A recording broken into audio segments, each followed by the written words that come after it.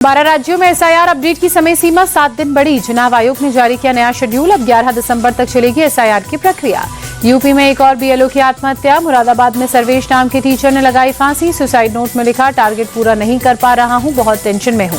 पश्चिम बंगाल में भी एक और बीएलओ की मौत। मुर्शिदाबाद में अजीजुल हक की जान गई। परिवार का आरोप, एसआईआर के काम के प्रेशर के चलते हार्ट अटैक आया। संसद के शीतकालीन सत्र से पहले सर्वदलीय बैठक। किरण रिजिजू, राजनाथ सिंह, जेपी नड्डा मौजूद। विपक्ष की ओर से प्रमोद तिवारी, गोपाल राय समेत कई नेता शामिल हुए। दोनों सदनों के कार्यों और विषयों को लेकर चर्चा। सर्वदलीय बैठक को लेकर कांग्रेस ने बीजेपी पर साधा निशाना। कहा, लोकतंत्र की आवाज को दबाने में सरकार लगी। चर्चा के लिए सिर्फ 15 दिन देने का क्या मतलब। बीजेडी ने सर्वदलीय बैठक में आपसी तालमेल पर जोर देते हुए कहा, सत्र के दौरान जनहित के लिए सभी का सहयोग जरूरी। ऑल पार्टी मीटिंग के बाद कांग्रेस सांसद गौरव गोगोई ने कहा, सरकार संसद को ढीरेल करना चाहती है। सुरक्षा, प्रदूषण, एसआईआर समेत कई मुद्दों पर चर्चा की मांग। नेशनल हेराल्ड केस में ईओडब्ल्यू ने दर्ज की कई एफआईआर। सोनिया गांधी, राहुल गांधी के अलावा 6 और लोगों को आरोपी बनाया। एफआईआर में 3 कंपनियों को भी आरोपी बनाया गया। एजेएल को धोखे से खरीदने में क्रिमिनल साजिश के आरोप। नेशनल हेराल्ड केस पर कांग्रेस नेता संदीप दीक्षित ने कहा, केस बिल्कुल फर्जी है, मनी लॉन्ड्रिंग का केस बनता ही नहीं, मामला पूरी तरह राजनीति से प्रेरित।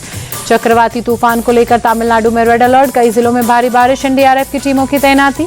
तमिलनाडु के थूथुकुडी में भारी बारिश के बाद जलभराव, रिहायशी इलाकों में पानी भरा, लोगों की परेशानी बढ़ी।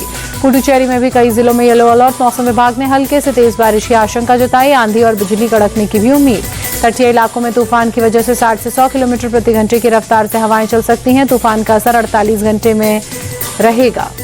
पुडुचेरी में भी दिखा साइक्लोन दितवाह का प्रभाव। तेज हवा के साथ बारिश शुरू। पश्चिम बंगाल के दक्षिणी इलाकों में भी तेज हवाओं के साथ बारिश का अलर्ट। लापता लोगों की तलाश में श्रीलंका में रेस्क्यू ऑपरेशन जारी। करीब 78,000 लोग विस्थापित हुए। शेल्टर होम्स में किए गए शिफ्ट। श्रीलंका की मदद के लिए आगे आया भारत। ऑपरेशन सागर बंधु के तहत भेजी राहत सामग्री। फंसे हुए भारतीयों को लाया जाएगा वापस। पीएम मोदी के मन की बात का 128वां एपिसोड प्रसारित। कहा, संविधान दिवस पर विशेष कार्यक्रम हुआ। भारत ने कृषि के क्षेत्र में बड़ी उपलब्धि हासिल की। कार्यक्रम में पीएम मोदी ने कहा, खेल की दुनिया में भारत का परचम लहराया। टीम भावना से हर काम सफल होता है। पीएम ने कहा, हमारे जेनजी मंगल पर ड्रोन उड़ाने की तैयारी कर रहे हैं। अयोध्या में राम मंदिर का ध्वजारोहण हुआ। मन की बात कार्यक्रम में पीएम मोदी ने कहा, भारत शहद उत्पादन में नया रिकॉर्ड बना रहा है। शहद का निर्यात 3 गुना बढ़ा।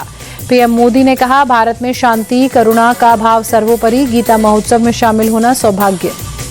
जमीयत के अधिवेशन में मौलाना मदनी ने फिर उगला जहर। कहा, कायर कौम की फितरत में सरेंडर, जुल्म के बदले जारी रहेगा जिहाद। सुप्रीम कोर्ट के खिलाफ मदनी की भड़काऊ तकरीर। कहा, जहां संविधान की रक्षा नहीं, उसे सुप्रीम कहलाने का अधिकार नहीं। जमीयत चीफ के बयान पर बीजेपी का पलटवार। संबित पात्रा ने कहा, उन्होंने जिहाद का नाम लेकर लोगों को भड़काने की कोशिश की। बीजेपी ने मौलाना मदनी पर सख्त एक्शन की मांग को लेकर कहा, उनके गैर जिम्मेदाराना बयान पर सुप्रीम कोर्ट स्वतः संज्ञान ले।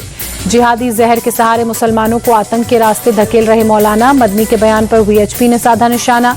मदनी के बयान पर बिहार बीजेपी अध्यक्ष दिलीप जायसवाल का पलटवार। कहा, जिहादी लोगों को जनता कभी पसंद नहीं करती, ऐसी भाषा पर लगाम लगाने की जरूरत। हल्द्वानी के मौलाना कासिम को एनआईए ने छोड़ा। 20 घंटे की पूछताछ के बाद छोड़ा गया। लैपटॉप, फोन और कॉल रिकॉर्ड खंगाले।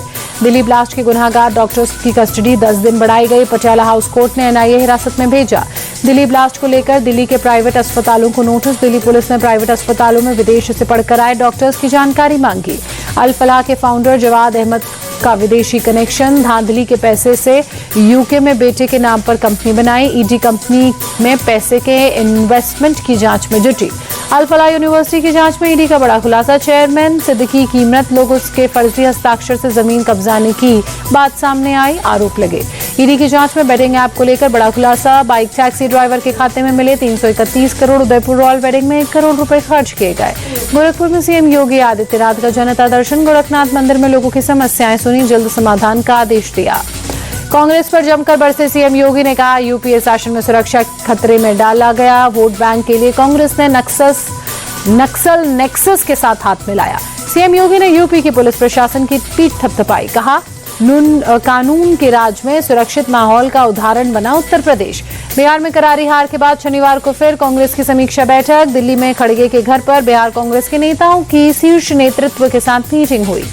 बिहार कांग्रेस अध्यक्ष राजेश राम ने कहा, संगठन को लेकर हमारी चर्चा हुई। चुनाव में कहां चूक हुई है उस पर शीर्ष नेतृत्व के साथ हमने बात की। 1 दिसंबर से बिहार की नई विधानसभा का पहला सत्र। पहले दिन सभी 243 विधायकों को शपथ दिलाई जाएगी। 2 दिसंबर को स्पीकर चुनाव होगा। 3 को राज्यपाल का अभिभाषण होगा। कर्नाटक के डिप्टी सीएम डीके शिव कुमार का बड़ा बयान, मुझ में और सीएम में कोई फर्क नहीं, पार्टी अध्यक्ष होने के नाते मुझे अपनी लिमिट पता है। कर्नाटक में मुख्यमंत्री की कुर्सी को लेकर खींचतान के बाद सिद्धरमैया और डीके शिव कुमार की मुलाकात, आलाकमान के निर्देश पर दोनों नेता नाश्ते पर मिले। बुलंदशहर में 17 साल के छात्र ने एआई रोबोट टीचर बनाया, महज 25,000 की लागत से मॉडल तैयार किया। 12 दिसंबर को बड़े पर्दे पर आएगी film shelter home. Kumar Neeraj film के डायरेक्टर, मुजफ्फरपुर कांड पर बनी फिल्म। रणवीर सिंह की स्पाई थ्रिलर फिल्म धुरंधर अगले हफ्ते सिनेमाघरों में रिलीज के लिए तैयार। फिल्म में संजय दत्त, आर माधवन, अक्षय खन्ना, अर्जुन रामपाल की भी अहम भूमिका। ठंड का मौसम शुरू होते ही प्रयागराज में साइबेरियन पक्षियों का जमावड़ा, माघ मेले से पहले पर्यटकों के लिए आकर्षण का केंद्र। प्रयागराज में माघ मेले की तैयारियां पूरी, पहली बार भगवा रंग में रंगे पॉन्टून पुल। 3 जनवरी से 15 फरवरी तक चलेगा माघ मेला। 22 दूल्हों के साथ निकली सीएम डॉक्टर मोहन यादव के बेटे की बारात। उज्जैन में घोड़ी बग्गियों पर सवार होकर पहुंचे मंडप। सामूहिक विवाह सम्मेलन में होंगी रस्में। सामूहिक विवाह सम्मेलन में शामिल बाबा रामदेव, पंडित धीरेन्द्र कृष्ण शास्त्री। पतंजलि योगपीठ ने 22 जोड़ों को 1 लाख रुपए देने की घोषणा की। अखाड़ा परिषद ने भी 1-1 लाख की घोषणा की।